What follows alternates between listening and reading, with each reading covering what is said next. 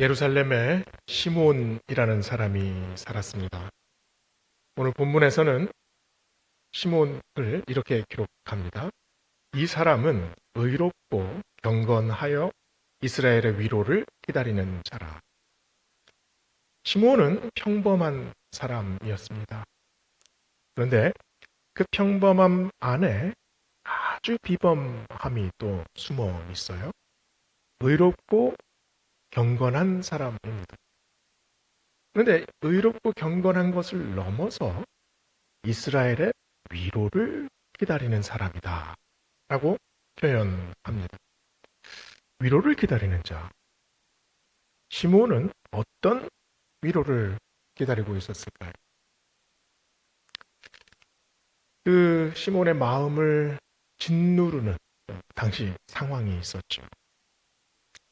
횡단보도에서 신호를 기다리고 있는데 누가 갑자기 뒤통수를 딱 때립니다. 길을 비키지 않았다는 거죠. 참으실 수 있겠습니까? 시장에서 이제 아주 그 굵은 사과를 하나하나 정리해 놨는데 어떤 사람들이 와서 이 사과를 그냥 확 뒤집습니다. 아스팔트 위에 그 굵은 사과들이 떼굴떼굴 굴러가요. 그 자릿세를 더 내라는 거예요. 참으실 수 있겠습니까? 껄렁껄렁한 남자들이 와가지고 동네 여학생들을 막 잡아갑니다. 말리는 사람들을 막 두들겨 패요. 참을 수 없잖아요. 어떻게 지금 이런 일이 우리에게 벌어집니까? 그런데 내가 만약에 이스라엘 백성이고 그들이 로마의 군인이라면 참아야 합니다. 이것이 식민시대 백성들의 삶이죠. 수많은 것들을 수탈당하고 아무리 억눌려도 이를 악물고 참아내야 합니다. 이런 흉흉한 사회 분위기에서 이스라엘 백성들에게 정말 필요한 게 뭡니까? 위로입니다. 이 부당한 대우와 이 불의 안에서 이것을 완전히 변화시키는 뭔가 새로움이 이들에게 필요합니다. 눈물을 참고 분노를 참았습니다. 그런데 언제까지 참아야 합니까? 누가 위로해 줄 수 있습니까? 어쩌면 모든 시대의 사람들은 이런 불의와 모순적인 환경 속에서 살아갑니다. 이런 모순과 불의함은 사회 속에만 있습니까? 우리 개인에게도 있습니다. 얼마 전에 놀라운 통계를 하나 봤습니다. 서울 시내에 자살 사건이 한 달에 몇 번이나 벌어질까요? 180건이랍니다. 1년 통계를 한 달로 잡으면 어마어마한 숫자죠. 그런데 그 180건 중에 고등학생들의 숫자가 상당히 많이 있습니다. 이 꽃다운 나이의 아이들이 왜 이런 결정을 했을까요? 이 아이들의 유서 중에 많이 등장하는 문구가 있다고 합니다. 엄마, 기대에 못 미쳐서 미안해요. 죄송합니다. 엄마의 기대가 도대체 얼마나 높길래 이 어린 아이들을 이 죽음으로 몰아갔을까요? 이 유서에서 아이들의 마음을 읽을 수가 있죠.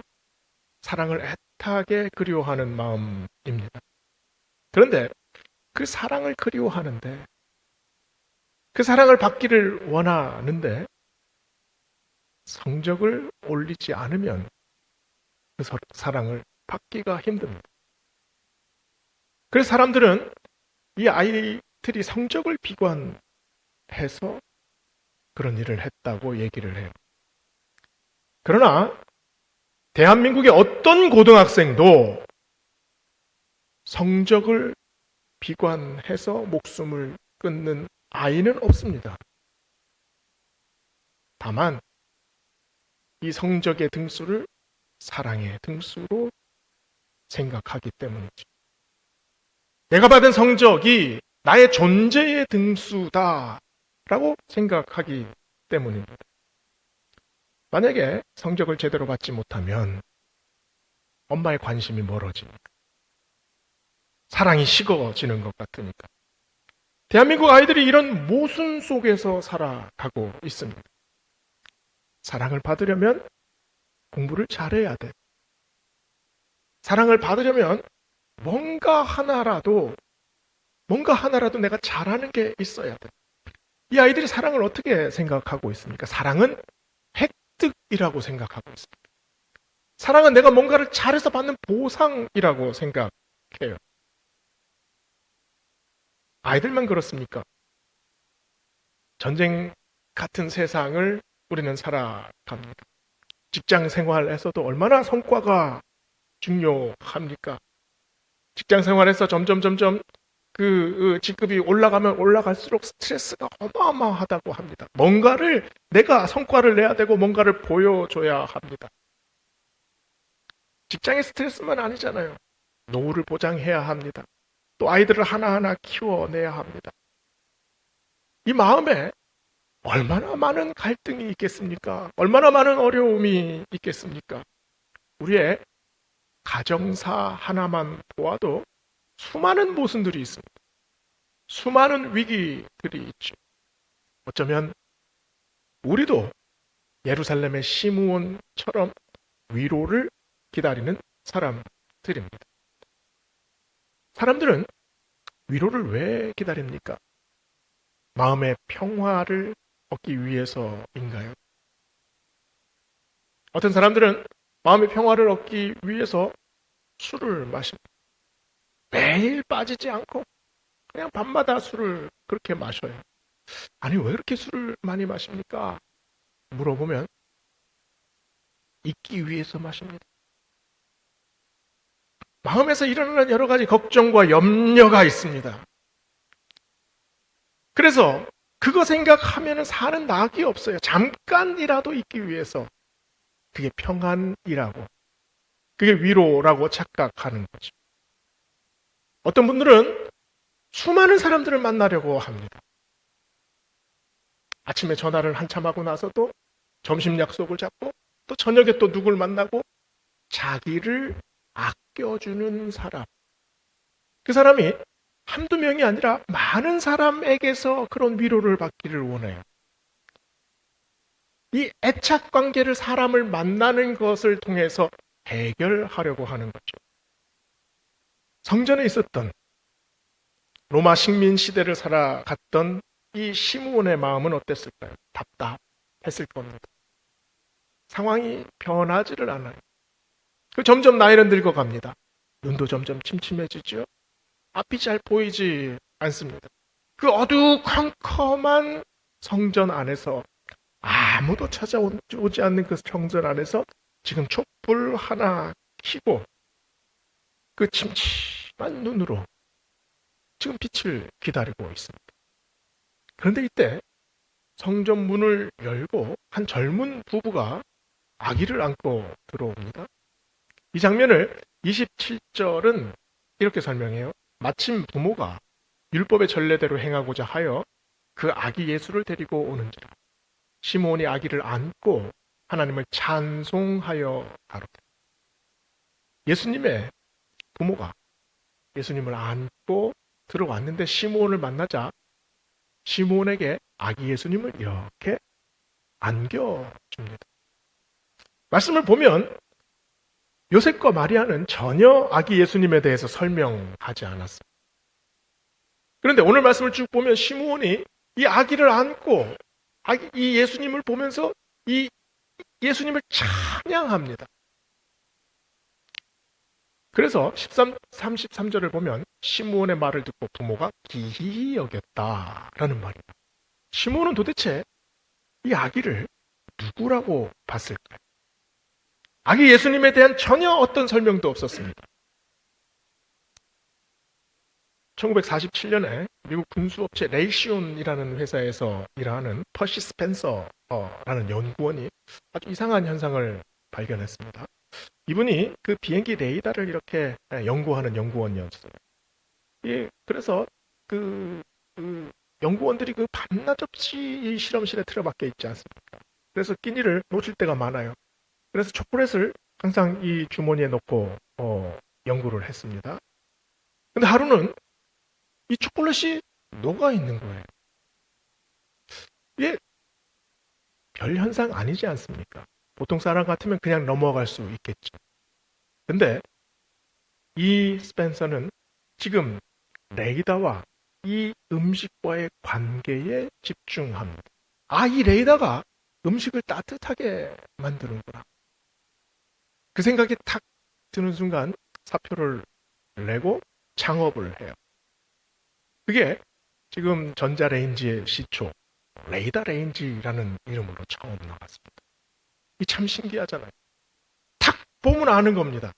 전혀 관련이 없는 것 같은 두 가지 현상을 딱 이어주는 거지. 에디슨이 아주 유명한 말을 했습니다. 천재는 99%의 노력과 1%의 영감으로 만들어진다. 에디슨은 이 말 속에서 아주 열심히 노력하는 점을 강조하는 것 같이 들립니다. 그러나 나중에 이 에디슨의 증언이라는 책에서 에디슨이 이렇게 말을 해요. 내가 신문 기자에게 말한 것은 완전히 다르고 1%의 영감이 없었다면 99%의 노력이 아무 소용이 없다는 말이었어. 그런데 신문에서는 1%의 영감이 중요한 게 아니라 99%의 노력만 중요하다고 보도했어. 내 메시지와 진실을 잘못 보도한 것이. 99%의 노력은 중요합니다. 그러나 아무리 노력해도 그 안에 1%의 영감이 없다면 그냥 헛수고로 끝나는 경우들이 너무나 많죠. 영감, 인스피레이션, 1%만 있어도 상당히 소중합니다. 우리 삶 속에서 작가들이 그 쓴 글 읽어보면 아주 영감이 넘치는 한 문장이 눈에 확 들어올 때가 있잖아요. 아주 획기적인 과학적인 발견, 그리고 아주 천재적인 창작물, 이런 것들이 어떻게 생겨납니까? 수많은 노력들이 그 위에 쌓이고 쌓이죠. 그리고 아주 시행착오도 많이 겪습니다. 그러나 어느 순간 단 1% 되는 그런 영감의 순간이 확 스쳐 지날 때 완전히 모든 것이 달라 보입니다. 전혀 연결되지 못하는 것들이 연결되고 전혀 알지 못하던 것들을 갑자기 깨달아 알게 되고 또 기발한 아이디어가 솟구치게 되지 않습니까? 성전에 도착한 아기 예수님, 어느 아기와도 다를 바 없었습니다. 아주 통통한 볼에 새빨간 입술, 또 바짝바짝 빛나는 눈동자. 이 아기 예수님을 시므온은 바라봤을 겁니다. 시몬이 나이가 많아요. 침침한 눈으로 안개 낀 것 같은 그 어둠 속에서 이 아기 예수님을 이렇게 바라봅니다. 제대로 잘 보이지도 않았을 거예요. 그러나 갑자기 깨닫습니다. 오랫동안 모든 것이 깜깜했는데 흐릿하게 보였는데 이제 이 아기를 보니 또렷하게 알 수 있습니다. 오늘 말씀을 보니까 내 눈이 주의 구원을 보았습니다. 라고 시몬이 고백합니다. 시몬이 내가 하나님의 구원을 지금 보고 있습니다. 어떻게 이런 말을 할 수 있을까요? 내가 하나님의 아들을 봤습니다. 라는 정도까지는 우리가 이해할 수 있을 것 같아요. 그런데 아기를 보면서 그 안에 구원, 하나님께서 하시는 구원을 내가 지금 보고 있습니다. 이 시몬의 직감인가요? 시몬의 아주 날카로운 통찰력입니까? 믿음은 직감이 아닙니다. 믿음은 통찰력도 아닙니다. 믿음은 1%의 영감도 아니고 99%의 노력도 아닙니다. 타고난 재능도 아니고 투단한 노력도 아닙니다. 왜냐하면 내가 아무리 믿고 싶다고 하더라도 믿음이 내 안에서 그 노력으로, 그 영감으로 생기지 않기 때문입니다. 믿음은 성령의 도우심입니다. 성령께서 돕지 않으시면 우리는 믿음을 가질 수가 없습니다. 오늘 말씀을 가만히 보세요. 시몬이 성전에 들어갈 때 27절에 이렇게 기록합니다. 시몬이 성령의 감동으로 성전에 들어가. 성령의 감동을 받은 시몬이 아기를 바라봅니다. 그의 육신의 눈은 침침했죠. 어두웠죠. 그러나 그 안에 성령께서 그의 눈을 밝혀 주십니다. 시몬이 본 것이 뭔가요? 시몬은 단순히 아기의 모습을 본 것이 아닙니다. 아기 속에 있는 그리스도의 본질을 봤습니다. 그리스도께서 이 땅에 오신 이유와 목적을 신비하게 깨닫습니다. 성령님께서 그 안에 신비한 깨달음을 주셨기 때문이죠. 그 눈망울에서 그리스도의 미래를 봅니다. 그 얼굴에서 그리스도의 사명을 봅니다. 그 작은 몸에서 그리스도의 희생을 보고 그 꼼지락거리는 그 손에서 그리스도의 그 고통을 바라보게 됩니다. 아기 예수를 통해서 그리스도를 본다는 것은 이런 거죠. 지금은 아무것도 할 수 없는 갓난 아기에 불과하지만 그 갓난 아기를 통해서 하나님의 계획, 하나님의 미래, 하나님께서 지금 이루시고자 하는 역사를 꿰뚫어 보게 됩니다. 내 눈이 주의 구원을 봅니다. 이 고백이 어떤 의미가 있습니까? 그 눈이 어떤 눈입니까? 세상을 바라보는 새로운 눈입니다. 시므온이 아기 예수님과의 눈과 눈이 마주쳤을 때 성령님께서 그 안에 새로운 믿음을 허락하여 주셨습니다. 이 아기가 변화시킨다. 이 아기가 로마의 압제를 변화시킨다. 내 인생의 수많은 위기와 또 모순적인 상황을 완전히 뒤집으실 것이다. 성적 때문에 목숨을 끊는 그런 말도 안 되는 상황을 뒤집어 엎으실 것이다. 나는 성적으로 평가되는 인생이 아니라 하나님께서 인정하신 사람이다. 이 고백을 하게 됩니다. 우리가 살아오면서 얼마나 많은 세상의 강요에 시달립니까? 비교에, 또 경쟁에. 우리는 자꾸 내몰립니다. 자꾸 그런 상황에 내몰릴수록 우리의 인생이 쪼그라들죠. 움츠러듭니다. 그러나 나의 이 경제적인 문제, 건강의 문제, 또 미래의 문제, 또 가족 간의 수많은 어려움들, 이 모든 것들 내 안에 소망이 되시는 아기 예수님을 품어갈 때 우리는 새롭게 바라보게 됩니다. 이 자신 없고 나약한 우리의 인생을 예수 그리스도께서 새롭게 일으키실 겁니다. 새롭게 보게 하실 겁니다. 믿음은 우리의 영안을 열어서 현실을 완전히 다르게 바라보게 만듭니다. 시몬이 계속 말하죠. 이는 만민 앞에 예비하신 것이요 이방을 비추는 빛이요 주의 백성 이스라엘의 영광이니이다. 수천 년간 이스라엘 백성들에게 메시아에 대한 예언이 이어져 왔습니다. 그러나 어떤 누구도 메시아를 만나보지 못했습니다.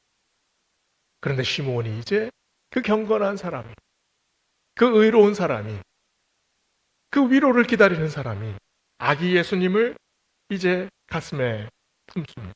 이게 얼마나 큰 감격입니까? 얼마나 큰 위로입니까? 1960년에 이스라엘의 마사다 유적지에서 씨앗이 하나 발견됐습니다. 이 종려나무 씨앗인데요. 이게 그 방사성 이게 그 수치로 이렇게 그 계산을 해보니 한 3,000년이나 된 씨앗이랍니다. 이 씨앗이 다 말라서 죽었는 줄 알았어요.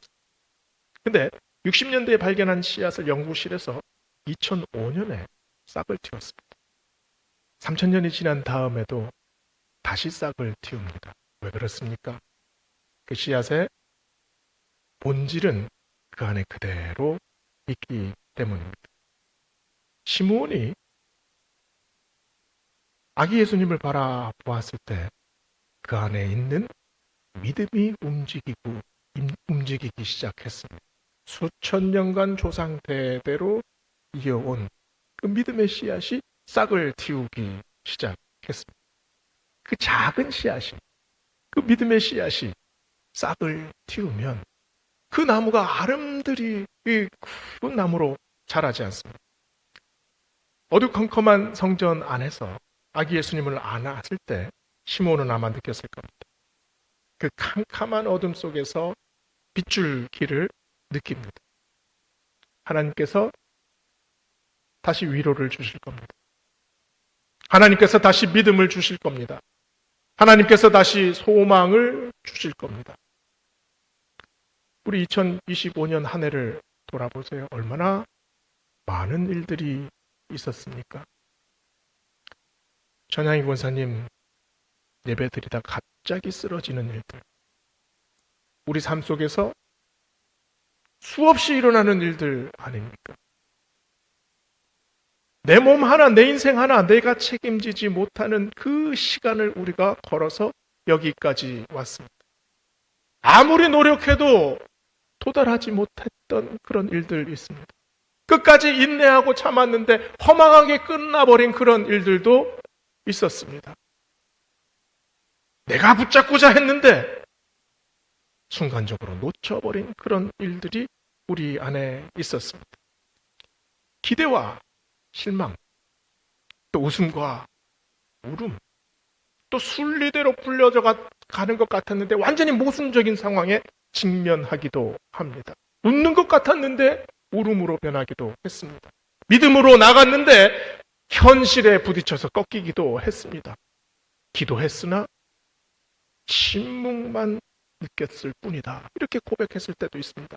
그러나 오늘 말씀에서 시므온이 예수님을 안고 노래합니다.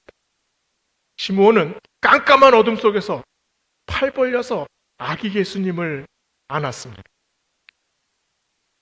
단식했던 시므온이죠. 그러나 시므온이 단식만 했습니까? 우리가 절망 속에서 단식만 하는 사람들입니까? 아무리 어두워도 아무것도 보이지 않아도 아무 대책이 없어도 우리는 그 안에서 소망을 발견합니다. 왜냐하면 시므온처럼 아기 예수님의 그 구원을 우리 품에 안는 사람들이기 때문입니다. 지금 하나님의 구원이 내 품 안에서 내 인생 속에서 다시 살아납니다. 고백하는 사람들이 바로 우리들이지 않습니까? 오늘 말씀에서 시므온이 아기 예수님을 안고 노래합니다. 내 눈이 주의 구원을 보았사오니 이는 만민 앞에 예비하신 것이요 이방을 비추는 빛이요 주의 백성 이스라엘의 영광이니이다. 2025년 마지막 주일 우리도 함께 노래합시다. 우리도 함께 기도합시다. 갑자기 예기치 못한 일들이 우리한테 닥칩니다. 깜깜한 어둠 속에 우리가 서 있습니다. 그러나 팔 벌려서 예수 그리스도의 은혜를 받는 순간 주님께서 우리의 영안을 열어주실 줄 믿습니다. 깜깜한 어둠 속에서 빛을 비춰주실 줄 믿습니다. 아무리 어두워도 아무것도 보이지 않지만 그 안에 빛을 감지하는 성령의 은혜로 우리의 영안을 뜨게 해주실 줄 믿습니다. 2025년 마지막 주일, 이 불안함 속에서, 이런 걱정 속에서, 이런 위기 속에서 우리에게 무엇이 필요합니까? 아기 예수님을 품 안에 안는 이 시므온의 믿음입니다. 이 아픔과 어려움 속에서 하나님께서 분명히 우리를 일으켜 주시리라 믿습니다. 세워 주시리라 믿습니다. 빛을 주시리라 믿습니다. 변화시켜 주시리라 믿습니다. 이 믿음으로 나아가는 우리 모든 베델 성도들 되시기를 주의 이름으로 축원합니다. 기도하시겠습니다.